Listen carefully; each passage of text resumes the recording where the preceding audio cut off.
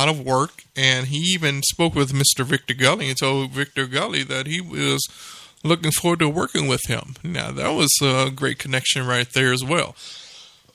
So you never know, excuse me, you never know who you come across on the air, but you got to continue listening in. Look like we got a caller calling in right now. I'm going to see who this is.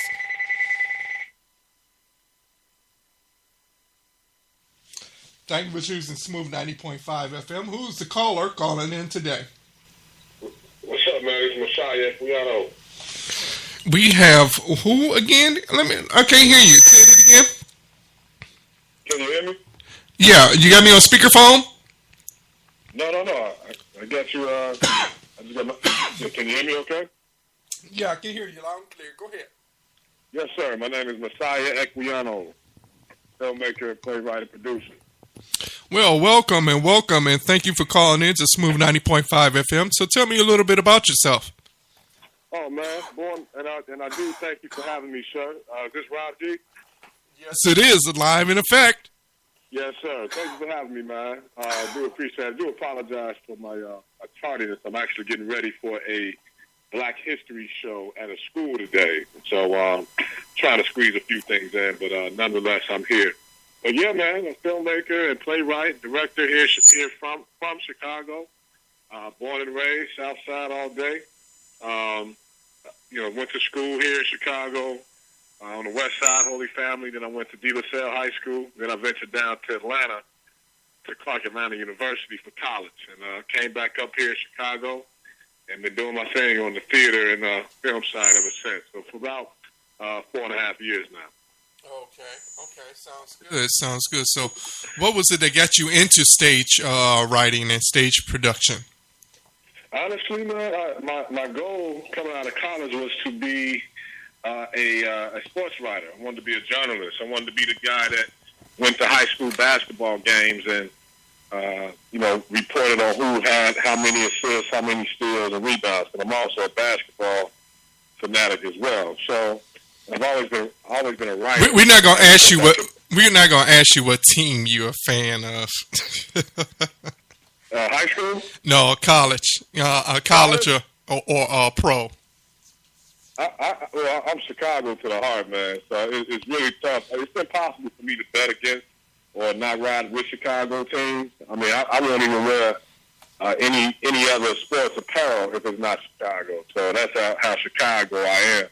But and then on the college circuit, I mean, I don't necessarily go for teams. I'm more so about the players, especially if they're from Chicago. So obviously this year I'm really rooting for Duke and Jaleel Okafor to really do their thing right about now. So yeah. Okay.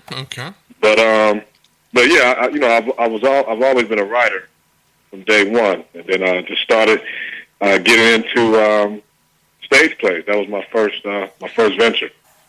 Tell us about your production that you have going on right now, or what's going on. Sure. So, right now, literally, as we speak, in about an hour, we'll be delivering a play I've written called A History Lesson.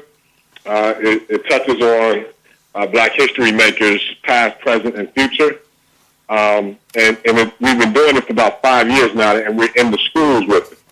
So, about 5 years, we've touched about 10,000 CPS students all over the city. Certain schools as Julian High School, Finger High School. Did you say Finger High School?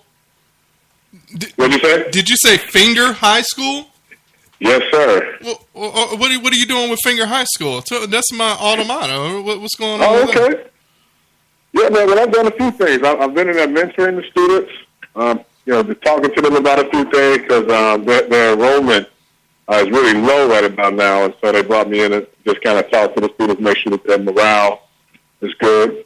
Also, like I said, a few of their students have come out to some of our plays in the past.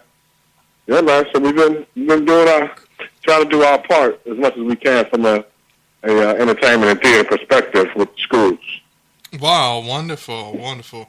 So, what is it that you want people to understand and know about you and what you do out here in the community? That I'm really just doing my best to make the world a better place through entertainment, through theater, through film.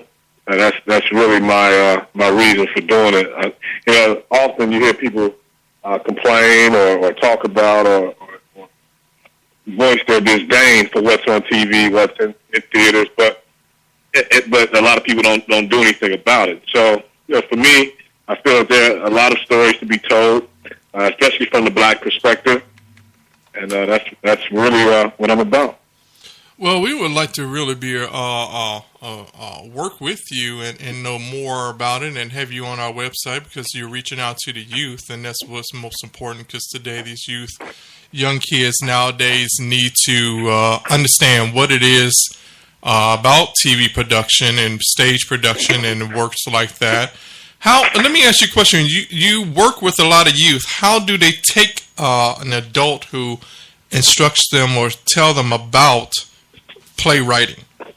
Are they more excited about it, or what is the feedback that you're getting from them?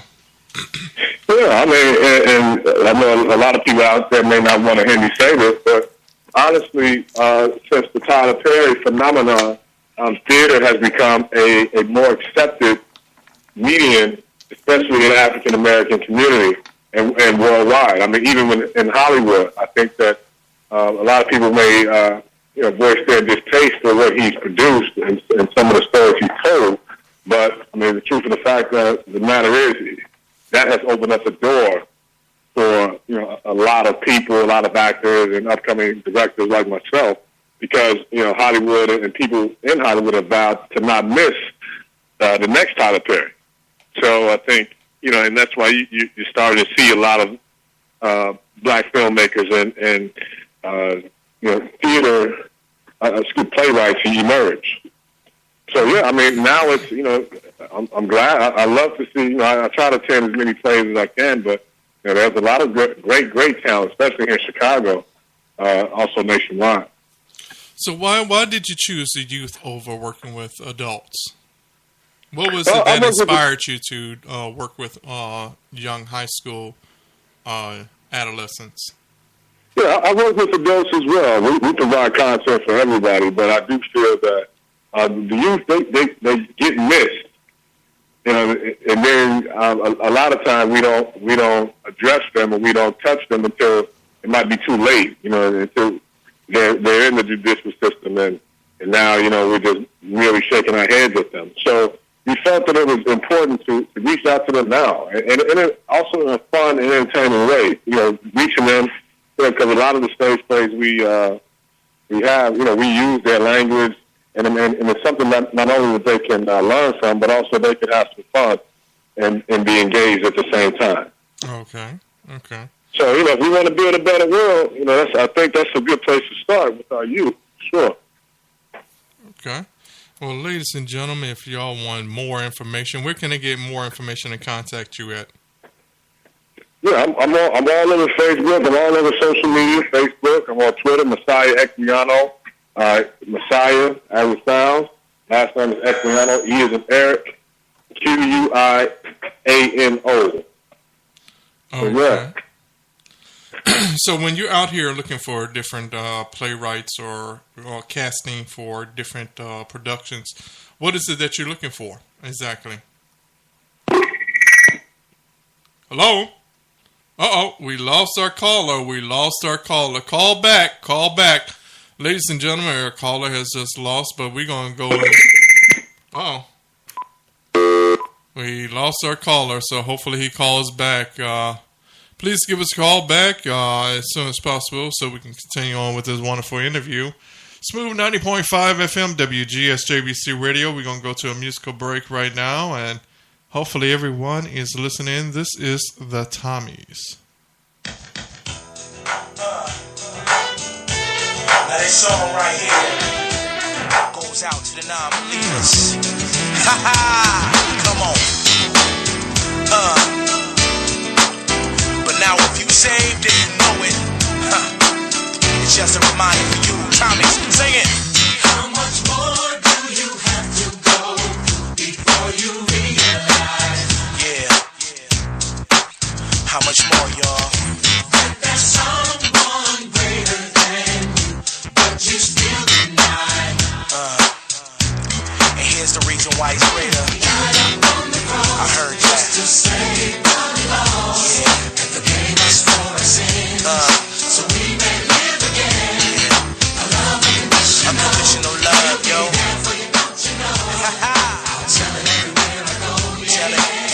Tell it, what?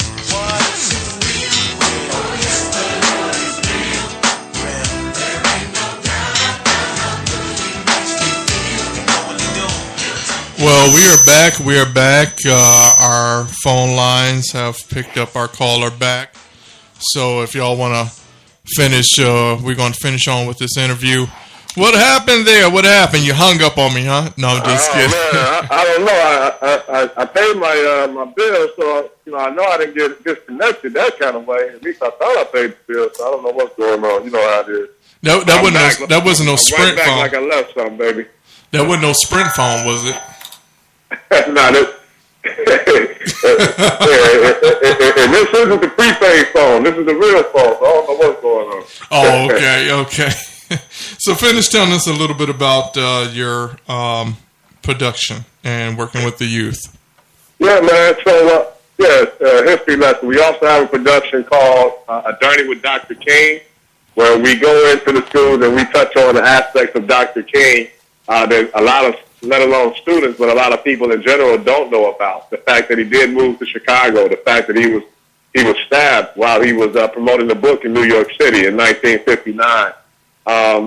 Just really bringing out those aspects of Dr. King, sort of like Selma, but from a theater perspective, so a lot of people can truly take a look at his legacy even more.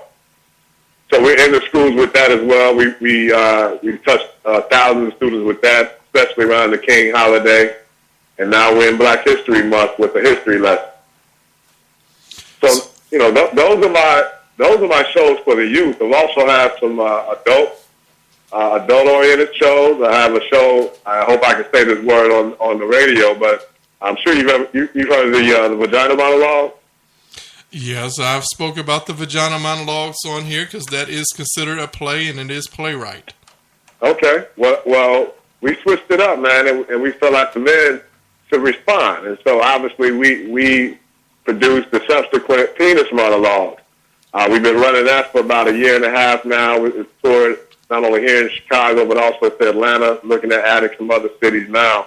But it's absolutely hilarious, very funny, entertaining.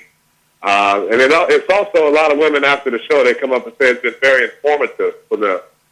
Because we touch on a lot of issues that a lot of men primarily just don't talk about within the show. Okay.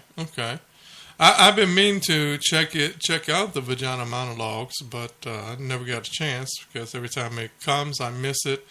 But so you have the penis monologue. Okay. Yes, sir. So how is that working as a stage play production?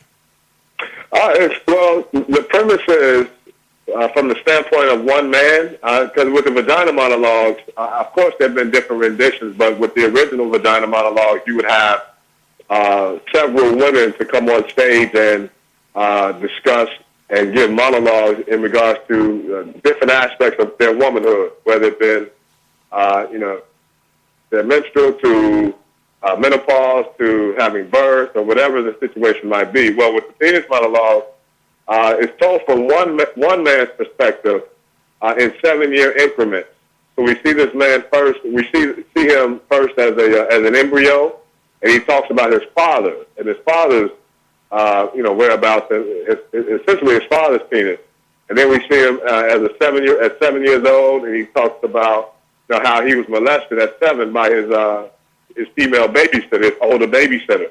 And that issue right there, that's something that you don't really hear a lot about, but it happens in society. It happens, where boys are actually molested by women or by older girls. So, and then how that set him on a pace. So it's 7 and then 14 and 21 and so on and so forth. Wow. Well, ladies and gentlemen, if you want more information from him, he can be contacted at 77. Yeah, you can reach out to me, send me an email. I'd love to hear from you, especially if you have an event that you would like some live